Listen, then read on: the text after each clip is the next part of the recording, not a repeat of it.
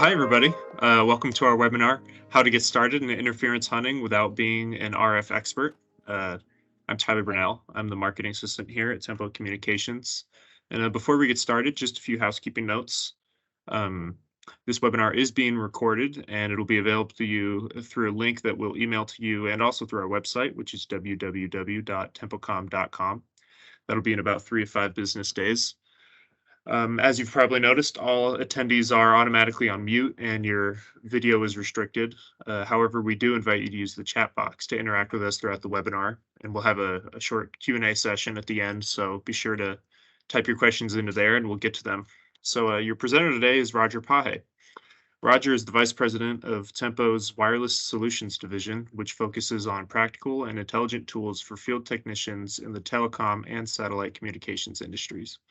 Roger has a successful background in computer engineering and upper-level management. So without further ado, go ahead and take it off, Roger. Let's get to this presentation. All right, good morning, everybody. I'm going to leave my camera off. Actually, let me just turn it on. And hopefully the bandwidth doesn't get sucked up. So today we're going to get started on an online training on how to get started with RF interference hunting, without being an RF expert. And so in today's agenda, we're going to introduce everyone to RF interference hunting on what it is, and hopefully everybody has some idea of what RF interference is. I'm going to go through a simple 3-step process to get started in interference hunting. So we're going to, within that 3-step process, we're going to look at prep before ever spending a dime on any kind of test tools. We're going to look at types of interference sources, including PIM, which you'll understand if you don't know what PIM is, and then some of the tools that are required in doing interference hunting. And finally, at the end, we don't necessarily want to stay just hunting. We actually want to solve the problem, and we'll go over steps on how to solve the problem as well. So Tyler has already introduced me, so I'm not going to go into this too much, except for that last bullet. Our office is located in Vista, California. So if you're in another part of the country that has cold weather, come and visit us, because we have sunshine 24/7, almost. Okay, so let me introduce you guys to today's cellular world. And a lot of you, I can recognize a couple of the names you guys play in this space. But in today's cellular world, antennas, meaning transmitters, are going up everywhere. We've got cellular. Cellular now has MIMO and massive MIMO, if you've ever heard that term. Current MIMO and LTE is 4x4, and 5G MIMO goes up beyond that. We've got backhaul antennas, satellite, cable TV, military. There's also private people with BDAs, repeaters, and all kinds of electronics that can act as transmitters.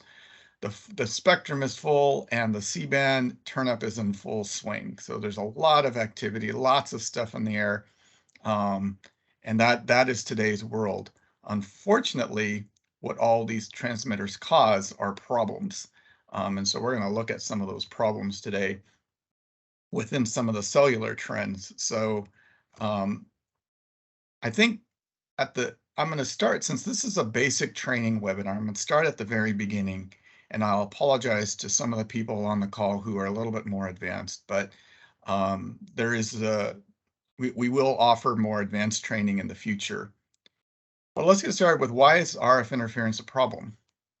I mean, yeah, so what, right? There's a lot of transmitters out there, so what? Well, RF interference degrades the user experience at the end of the day. So if you've ever experienced drop calls or spotty calls or data that's slow, the user experience is degraded if you've got an RF interference problem. From an operator perspective, a poor user experience leads to churn.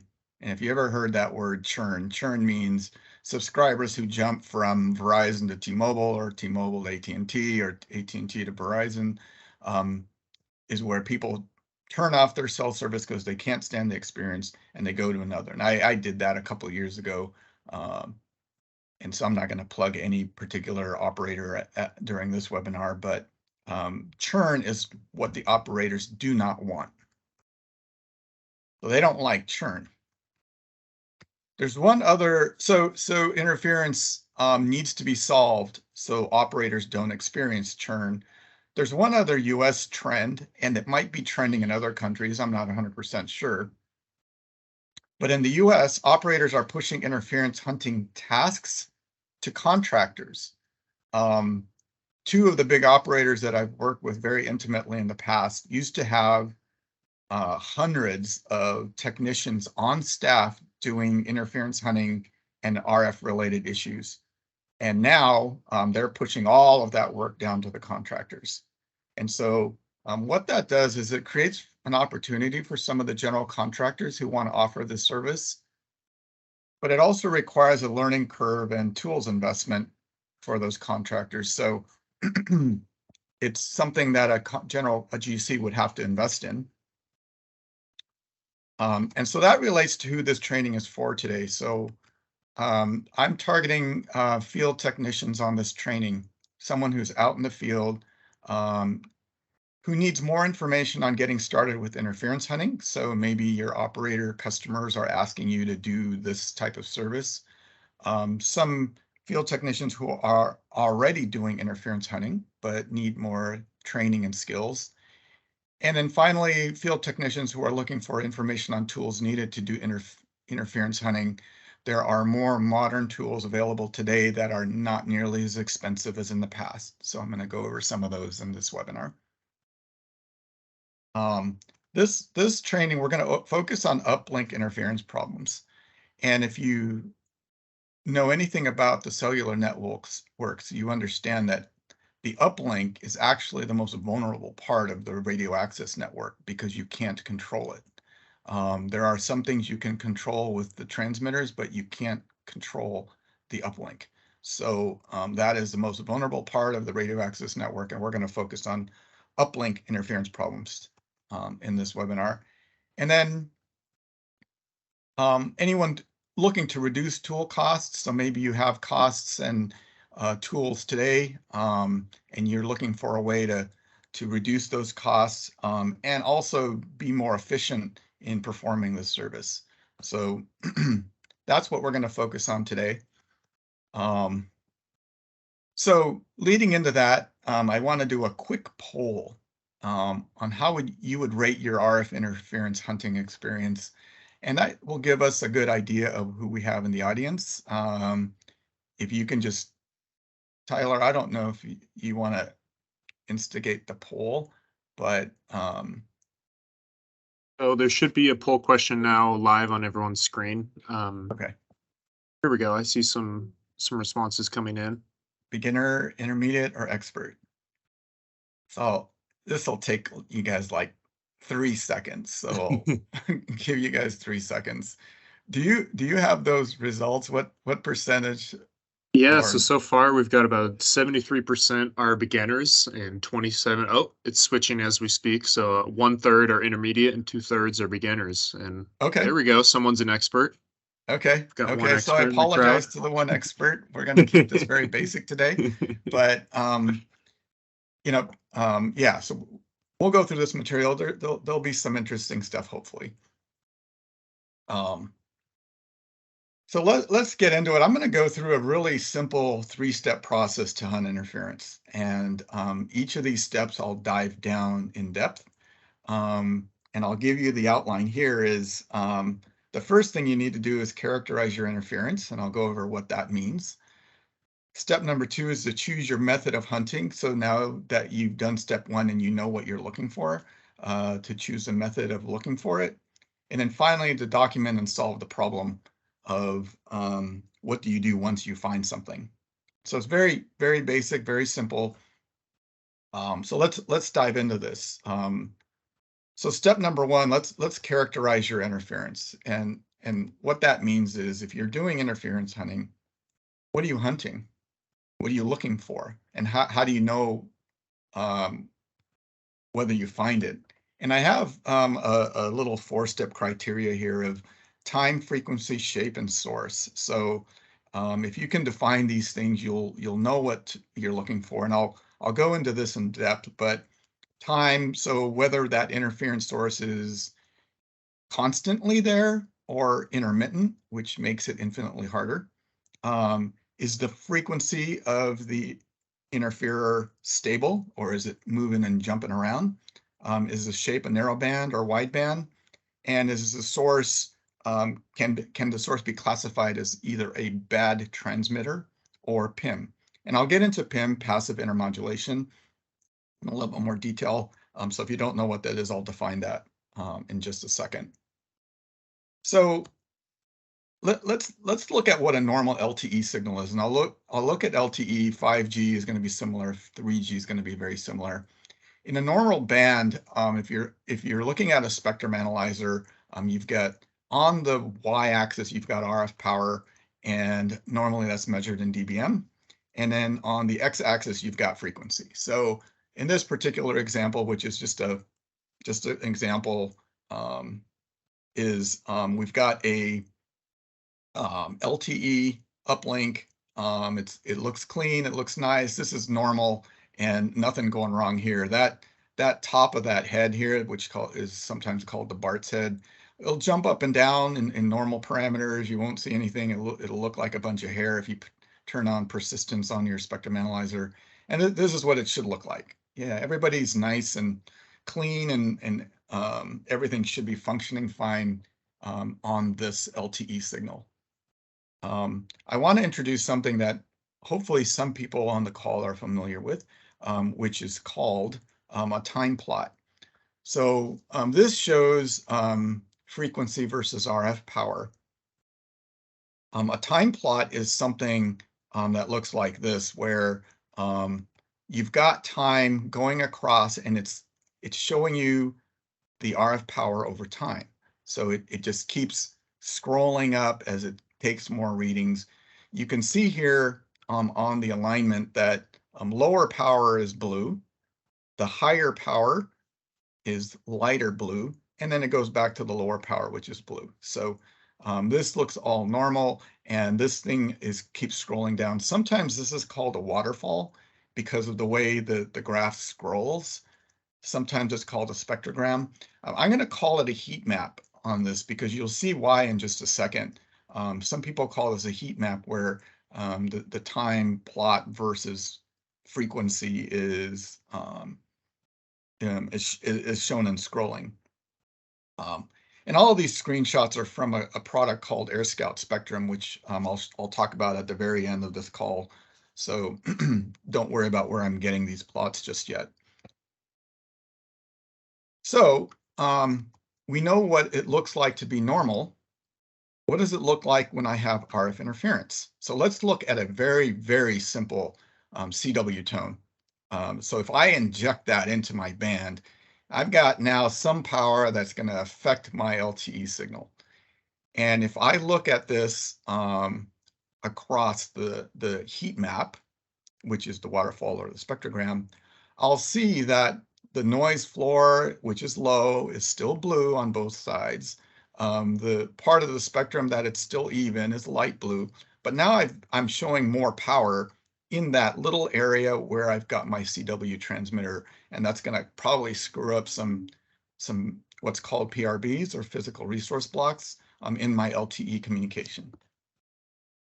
So now I'm looking at a scenario where, okay, I could be affecting my performance of my LTE channels. So I could be looking at poor user experience. So now I got to go find this and get rid of that. But there's a specific reason why I'm using a time plot here. Because there's a really useful weapon in interference hunting called, well, it's generally called a base station report.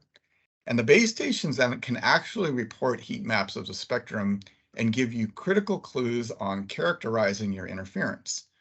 So let's say, for example, I'm looking at my LTE signal, and suddenly an interference source shows itself up, and I try to draw this as a CW tone, right? So if I looked at the base station report, and this is something from Nokia, the base station report will probably look something like this, where that red line is representing this CW tone and the extra power that it's putting above the floor of the LTE signal. So it'll look like that. Okay, I got to get rid of that because it might be causing some performance issues. The base station will be able to tell you whether the KPIs are being degraded just because of that. I'm going to focus a little bit more on what the base station gives you in terms of a heat map so that we can understand how to go interference hunt. This scenario is really easy to go hunt for because it's stationary. It's at a single frequency. It's a CW tone. It's not moving around. It's not up. It's not doing anything other than just sitting there.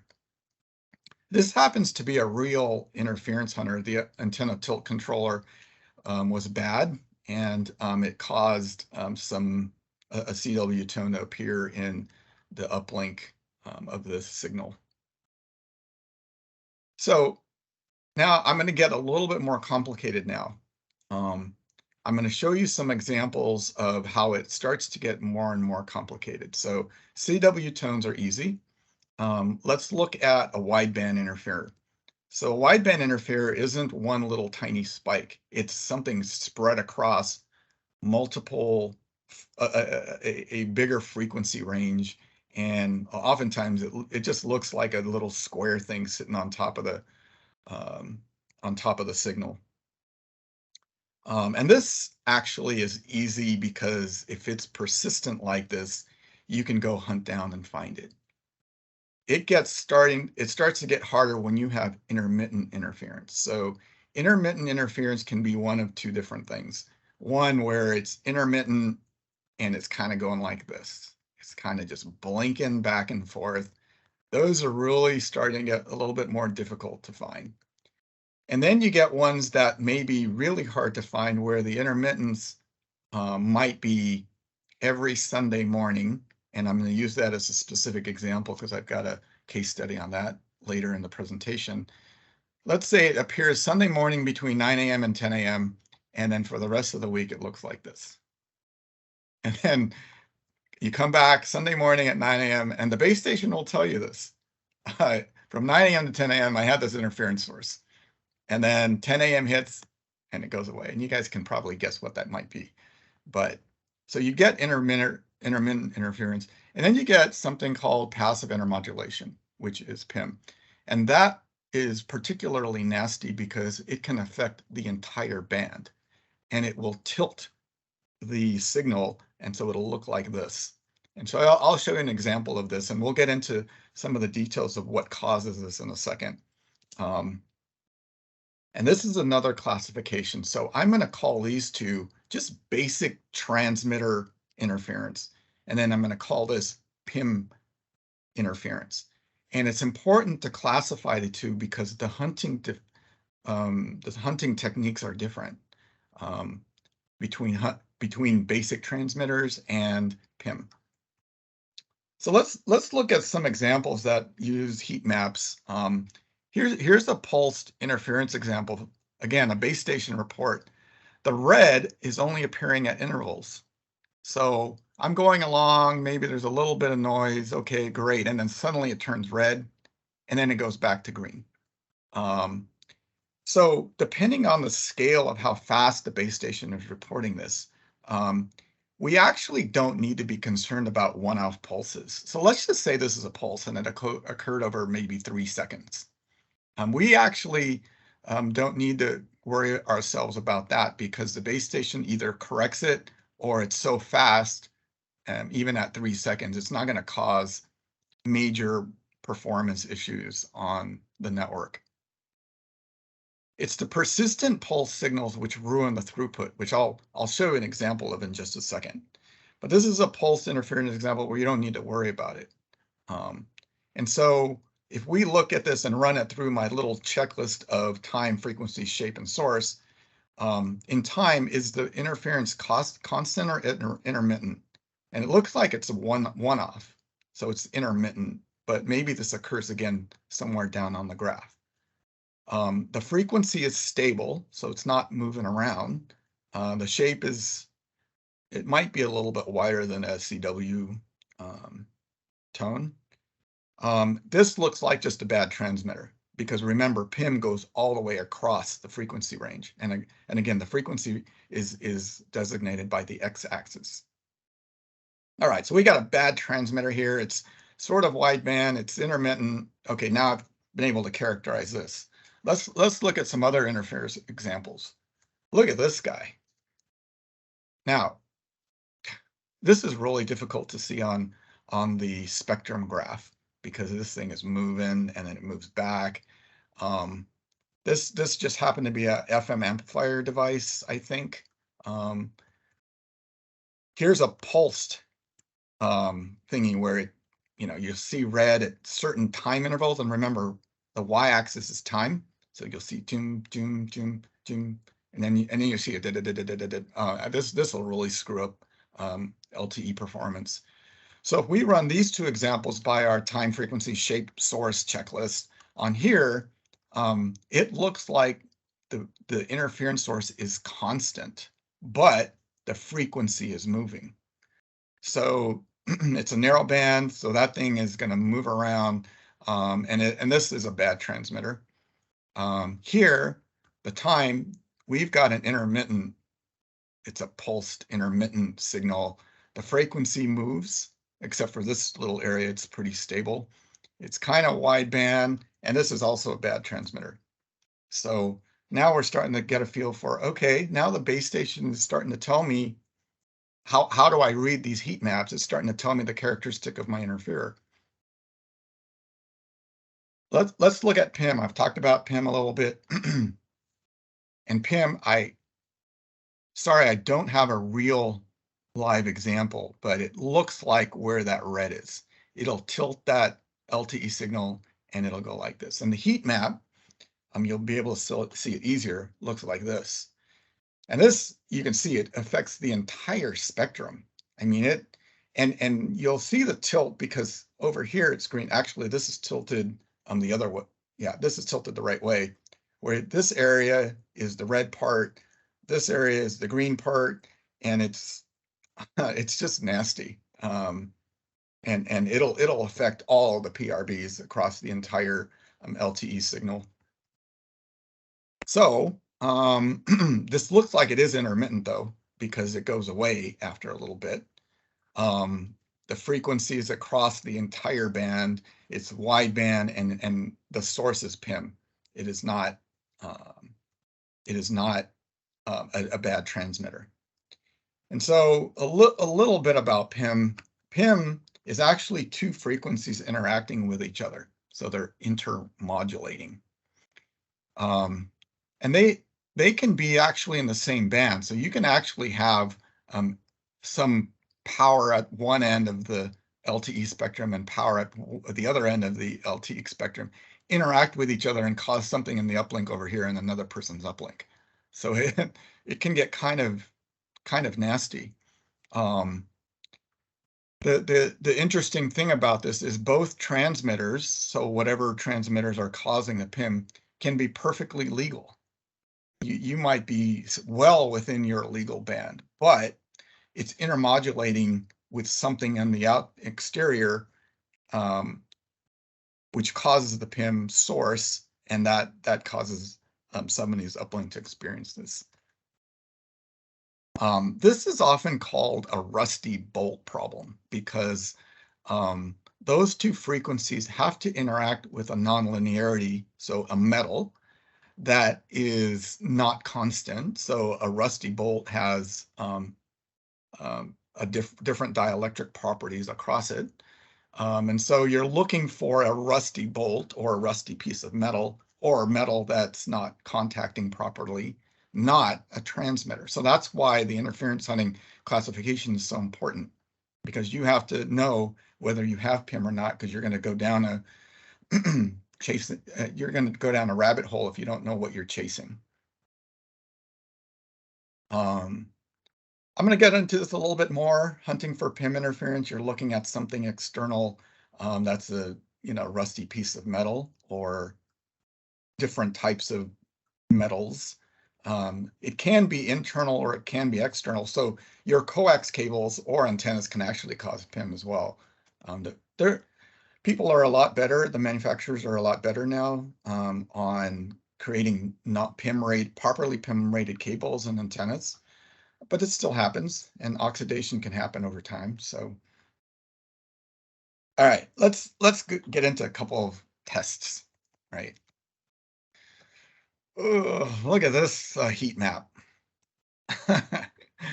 This is really hard to find. It is intermittent, right? So it appears and it doesn't appear, and then it appears again, and then it appears in a different frequency. So the frequency is moving. It's intermittent, which is one of the worst kinds of things to go hunt. The shape is kind of wide band, maybe, and this is a bad transmitter. I remember this is a security camera of some sort. Just bad, poor electrical design that's spewing off emissions and causing problems in the LTE band. Let's look at another one. And this is my last attempt. We've already looked at this one, actually. A small little pulse, and this is pretty wide, but it only pulsed once, and everything else before that is kind of green. Whoops, everything after that is kind of green. So yeah, it's intermittent, but again, a very short pulse we really don't care about, because there are bigger fish or bigger problems to find. All right, so once you can classify your signal, you got to go hunt it, right? So now you got to choose your method of hunting, and hopefully you have your base station reports in hand, because this will obviously help you characterize it.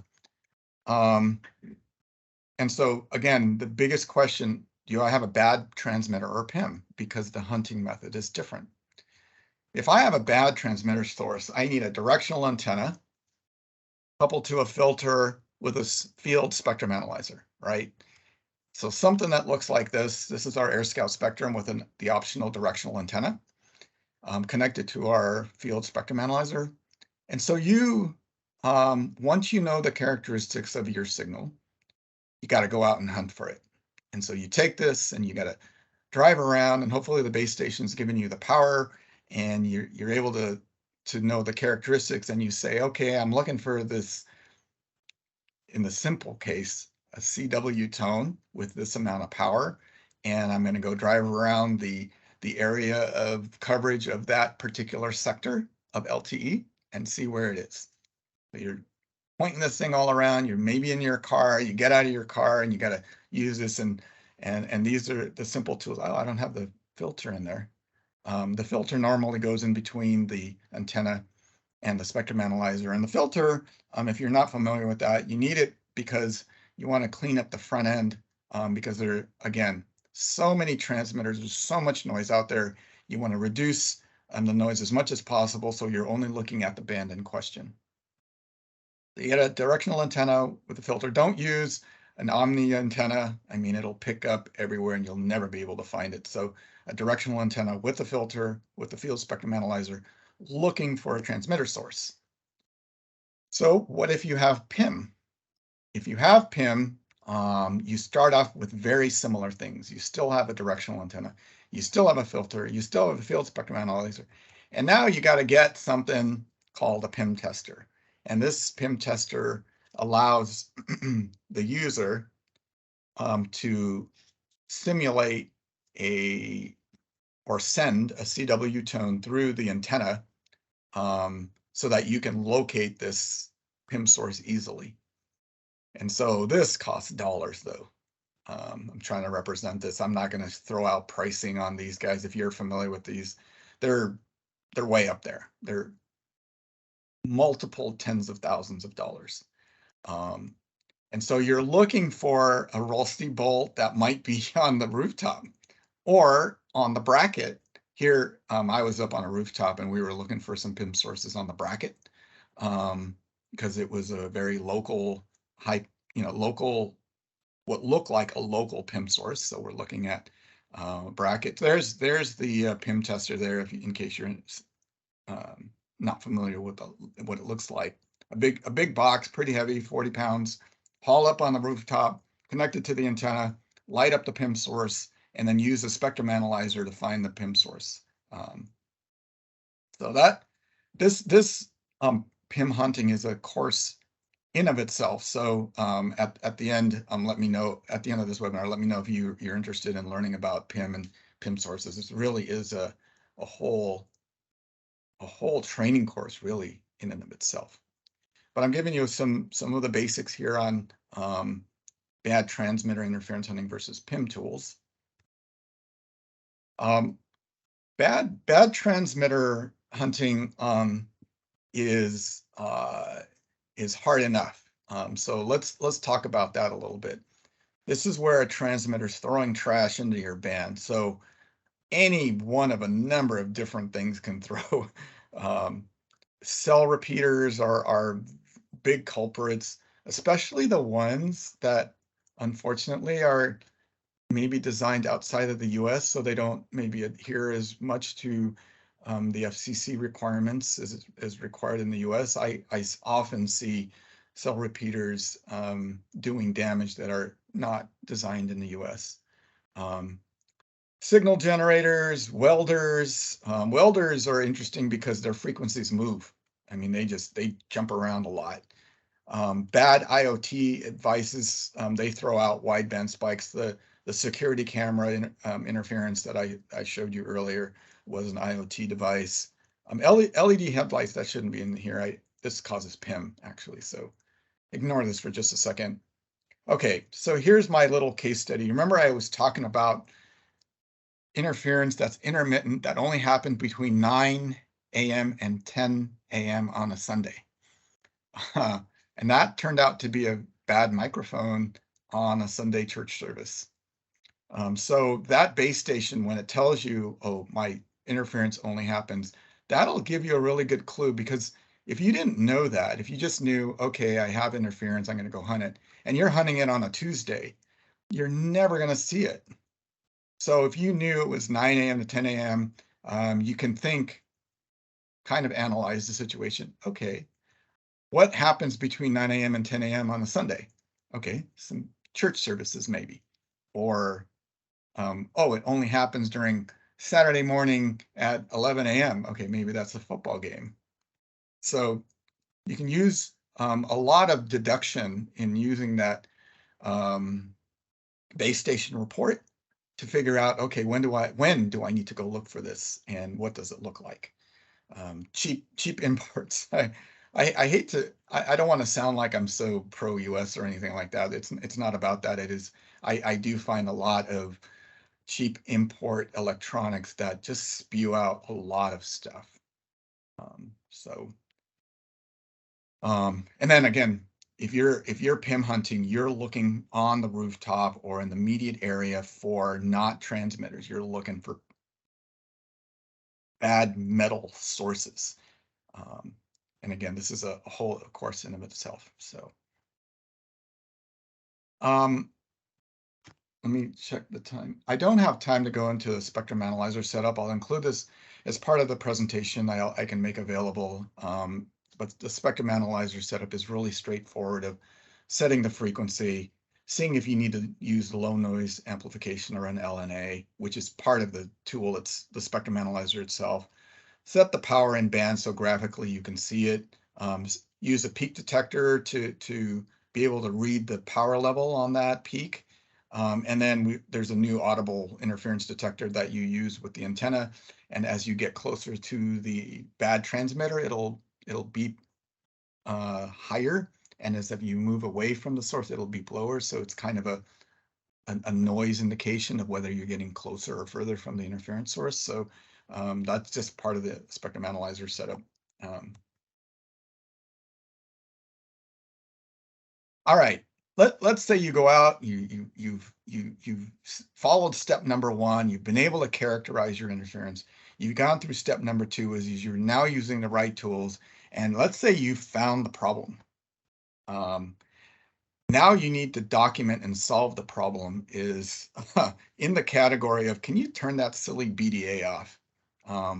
And this gets rather sensitive. So I'm going to go through a couple of steps here that you need to understand before you try and solve the interference problem.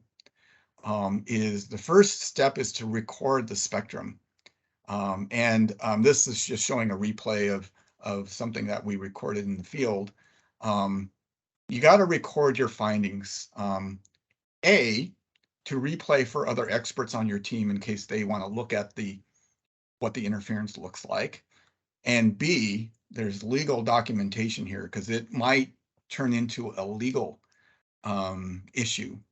There's a famous story of one of the operators, and if you are familiar with the border between the US and Mexico, a lot of the uplinks along the border areas, like in South San Diego, experience interference problems from the operators that are across the border.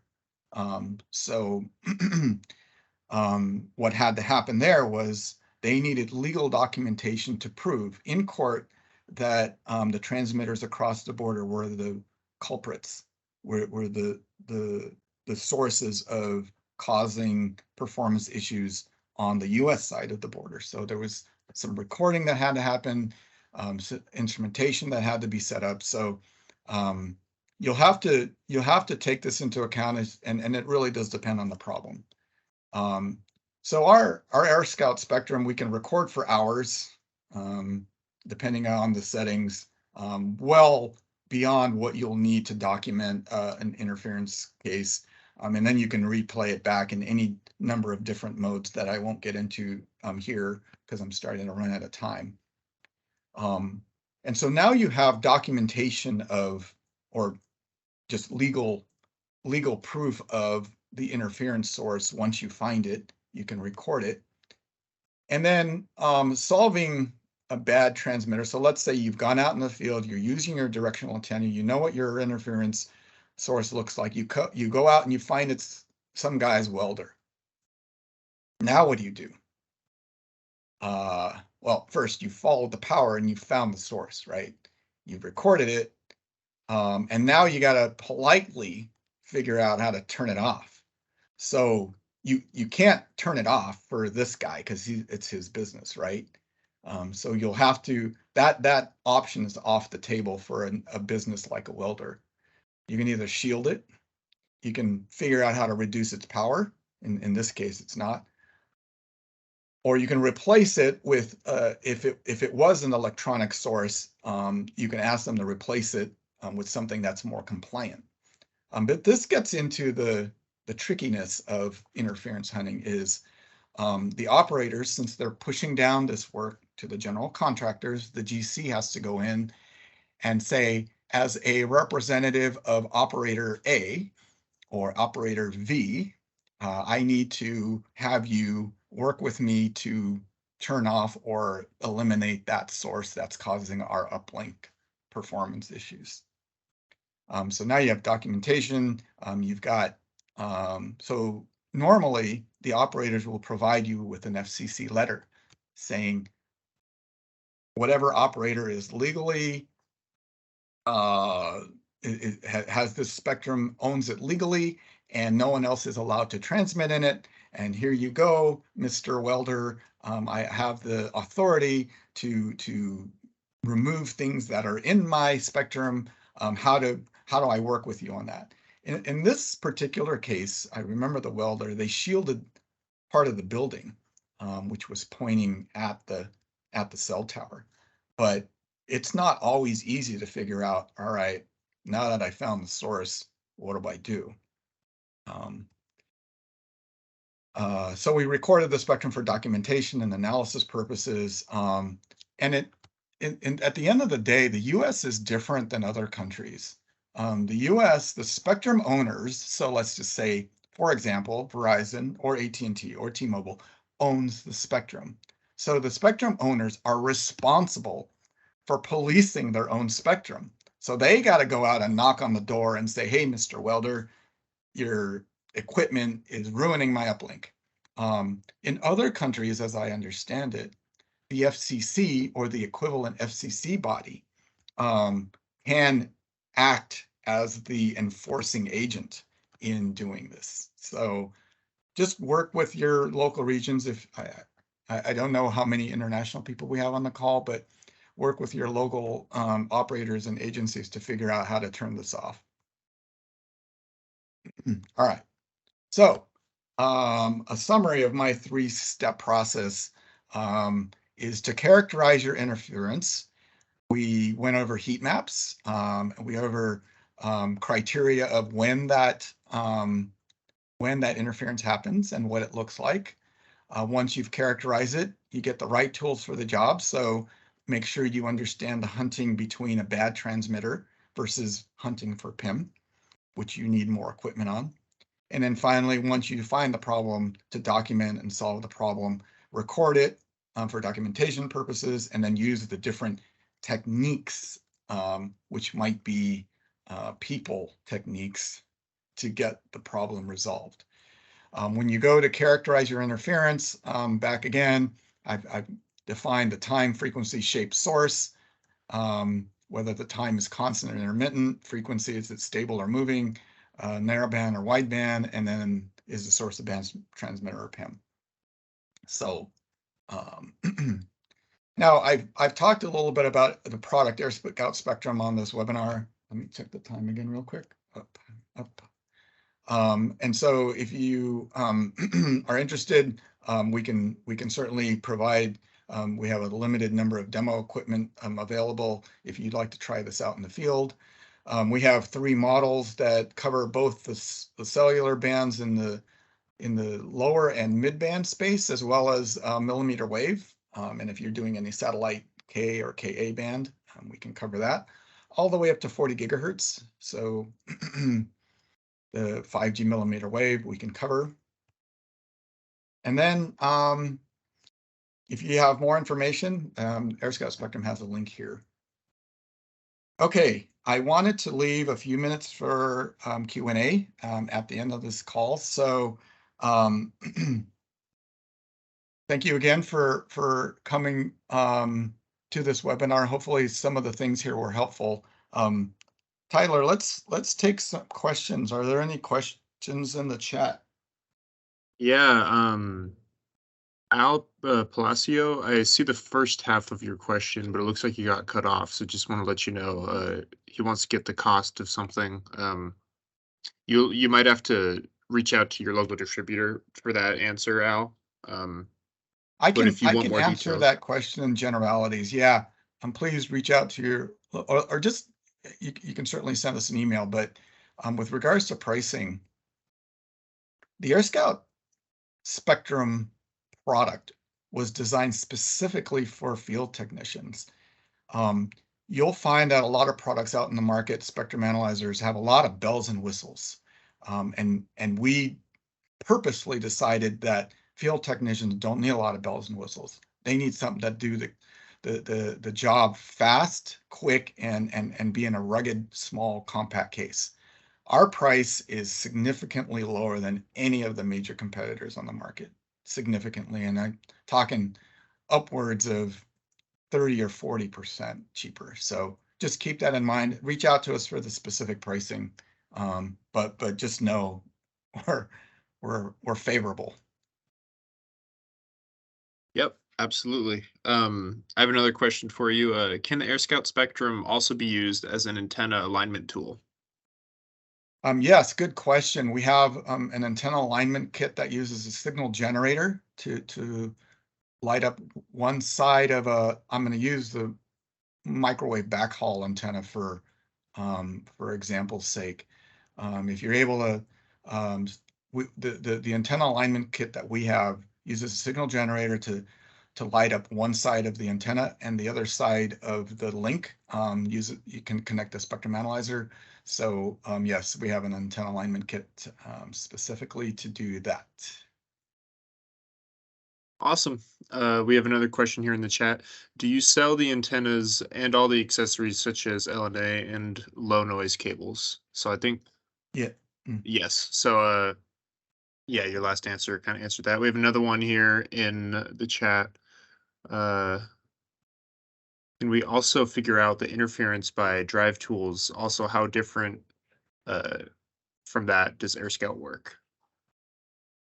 You might Say, want to say, read this question. yeah. Uh, are you able to see it in the chat, Roger?